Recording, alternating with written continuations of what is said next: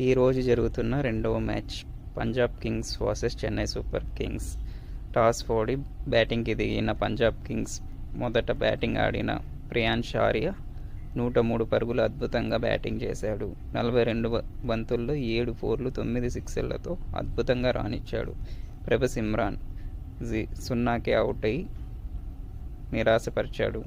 శ్రేయస్ అయ్యర్ 9 కొట్టి 7 బంతుల్లో 1 ఫోర్తో నిరాశపరిచాడు. స్టోయినిస్ 4 పరుగులు 7 బంతుల్లో చేసి స్టోయినిస్ కూడా నిరాశపరిచాడు.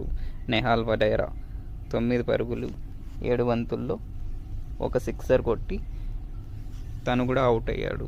మ్యాక్స్వెల్ 1 పరుగుతోని నిరాశపరిచాడు. శశాంక్ సింగ్ 52 పరుగులు చేసి జట్టుకు బలమైన స్కోర్ను కూర్చాడు. మార్కో జాన్సన్ చివరిగా వచ్చి 34 పరుగులు 19 బంతుల్లో అద్భుతంగా ఆడాడు.